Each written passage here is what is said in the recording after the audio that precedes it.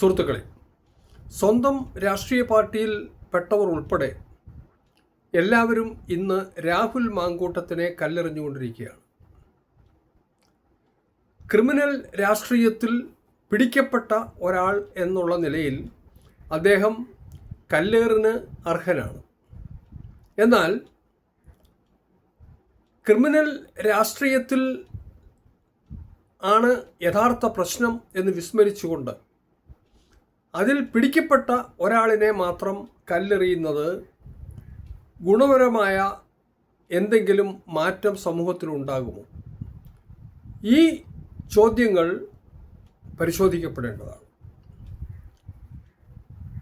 ശ്രീ രാഹുൽ മാങ്കൂട്ടത്തിൽ ലൈംഗിക രോഗിയാണ് എന്നും അതിൻ്റെ ഫലമായിട്ട് അദ്ദേഹം ധാരാളം സ്ത്രീകൾക്കെതിരെ ലൈംഗിക വൈകൃതം നടത്തിക്കൊണ്ടിരിക്കുകയാണെന്നും ഉള്ളത് ഇന്ന് വെളിവാക്കപ്പെട്ടിരിക്കുകയാണ്.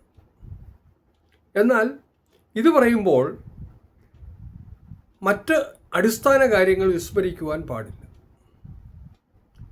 ഏതൊരു രോഗവും അതിൻ്റെ രോഗാണുക്കൾ വളർന്ന് മൂർച്ഛിക്കണമെങ്കിൽ അതിനനുകൂലമായ സാഹചര്യങ്ങൾ ഉണ്ടാകണം. ഇവിടെ ലൈംഗിക രോഗിയായ അദ്ദേഹത്തെ രോഗം മൂർച്ഛിക്കുവാൻ സഹായിച്ച പല സാഹചര്യങ്ങൾ ഉണ്ടായിരുന്നു എന്നുള്ളത് വിസ്മരിക്കുവാൻ പാടില്ല. ഒന്നാമതായി നാം കാണേണ്ടത് തൻ്റെ കൂടെ സംഘടനാ പ്രവർത്തനത്തിൽ സഹകരിച്ചു കൊണ്ടിരുന്ന യുവതികൾ പഞ്ചനക്ഷത്ര ഹോട്ടലിൽ പോയി ജീവിതം ആഘോഷിക്കുവാൻ വേണ്ടി ആ യുവതികൾ തമ്മിൽ മത്സരിക്കുകയായിരുന്നു എന്ന് വെളിവാക്കപ്പെട്ടിരിക്കുകയാണ്. ഇത് ഈ ശ്രീ രാഹുൽ മാങ്കൂട്ടത്തിൻ്റെയും യുവതികളുടെയും മാത്രം ലൈംഗിക അരാജകത്വത്തിൻ്റെ ഒരു പ്രശ്നം ആയി കാണാം.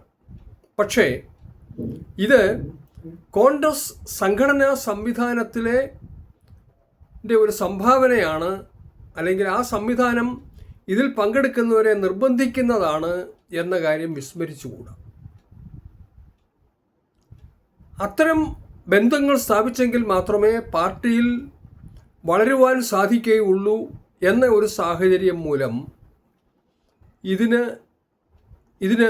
ഇത്തരം കാര്യങ്ങളിൽ ഏർപ്പെടുന്നതല്ലയോ യുവതികൾ എന്ന ചോദ്യം ഈ വിഷയം ചർച്ച ചെയ്യുമ്പോൾ സമൂഹം പരിശോധിക്കേണ്ടതാണ്.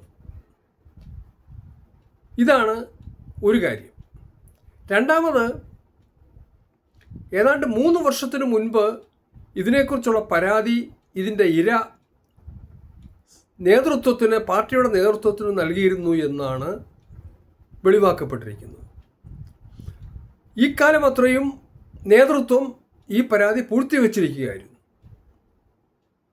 അതോടൊപ്പം തന്നെ ഇപ്പോൾ നേതൃത്വത്തിൻ്റെ അറിവോടുകൂടെയോ ഒത്താശയോടുകൂടെയോ ആണ് ഇരകളെല്ലാം മാധ്യമത്തിൻ്റെ മുമ്പിൽ ഈ വിവരം അറിയിച്ചത് എന്നതും റിപ്പോർട്ടുകളിൽ നിന്നും വ്യക്തമാണ്.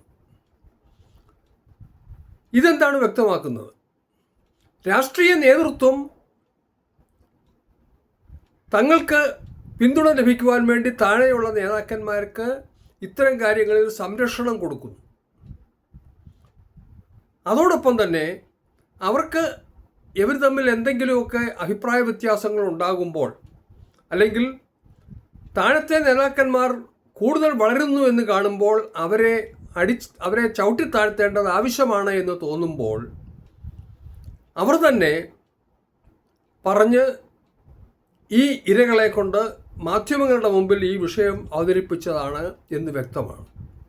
സ്വാഭാവികമായും പരാതി കിട്ടിയപ്പോൾ അത് പരിശോധിച്ച് എന്തെങ്കിലും ഒത്തുതീർപ്പുണ്ടാക്കിയിരുന്നുവെങ്കിൽ ഈ വ്യക്തികൾക്കും പാർട്ടിക്കും ഇത്രയും അവമതിപ്പുണ്ടാകുകയില്ലായിരുന്നു.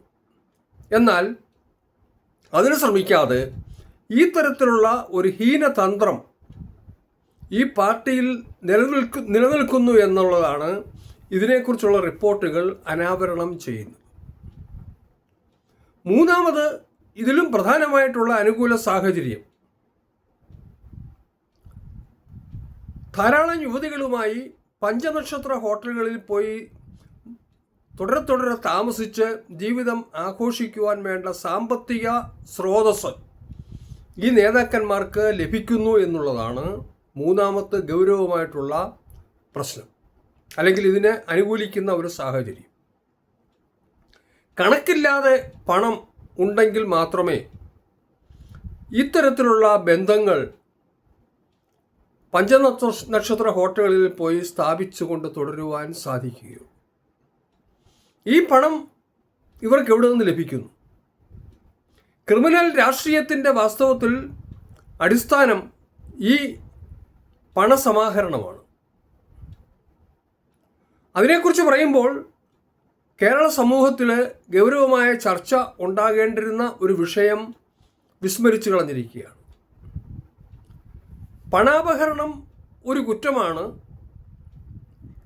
എന്നാൽ അതിനേക്കാൾ 1000 മടങ്ങ് ഹീനമായ ഒരു കുറ്റമാണ് മുണ്ടക്കൈ ദുരിതാശ്വാസത്തിനു വേണ്ടി പിരിച്ച പണം കാണാതായത്, അല്ലെങ്കിൽ അതിനുവേണ്ടി ചെലവാക്കാതിരിക്കുന്നു. ഈ വിഷയം നമ്മുടെ സമൂഹത്തിൽ റിപ്പോർട്ട് ചെയ്യപ്പെട്ടുവെങ്കിലും അത് ഒരു വലിയ കുറ്റമായി മാധ്യമങ്ങൾ ചൂണ്ടിക്കാണിച്ചില്ല, ഇവിടുത്തെ ചർച്ചകളിലൊന്നും ഉയർന്നു വന്നില്ല. ദുരിതാശ്വാസ പ്രവർത്തനത്തിനു വേണ്ടി പിരിക്കുന്ന പണം പോലും അപഹരിച്ച് ഇത്തരം ലൈംഗിക വൈകൃതങ്ങൾക്ക് വേണ്ടി ഉപയോഗിക്കുവാൻ ഇവിടുത്തെ സാമൂഹ്യ മനസ്ഥിതിയും പാർട്ടികളുടെ സംവിധാനവും അനുവദിക്കുന്നു എന്നുള്ളത് ക്രിമിനൽ രാഷ്ട്രീയത്തിൻ്റെ വളർച്ചയുടെ വളരെ ഗുരുതരമായ ഒരവസ്ഥയാണ് കാണിക്കുന്നത്. പക്ഷേ നിർഭാഗ്യവശാൽ അതിനെക്കുറിച്ചുള്ള ചർച്ചകൾ, വികാരങ്ങൾ ഒന്നും ഉണ്ടായിട്ടില്ല. ധാർമ്മിക രോഷം സമൂഹത്തിൽ ഉണ്ടായിട്ടില്ല. ഇവിടെ ഈ സംഭവത്തെക്കുറിച്ച് വളരെ ശക്തമായ ധാർമ്മിക രോഷം അലയടിച്ചുകൊണ്ടിരിക്കുമ്പോൾ വിസ്മരിക്കപ്പെടുന്നത് ക്രിമിനൽ രാഷ്ട്രീയത്തിൻ്റെ വളർച്ചയാണ്.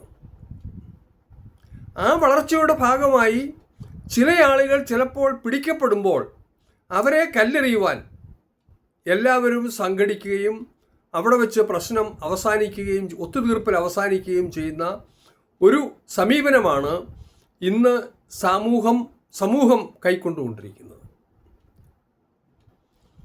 നമ്മെ ഗൗരവമായി ചർച്ച ചെയ്ത് പരിശോധിക്കേണ്ട ഒരു വിഷയമാണ്. ക്രിമിനൽ രാഷ്ട്രീയത്തിൽ പിടിക്കപ്പെടുന്ന ആളിനെ കല്ലെറിയുന്നാൽ പ്രശ്നം പരിഹരിക്കുമോ? ഒരിക്കലുമില്ല.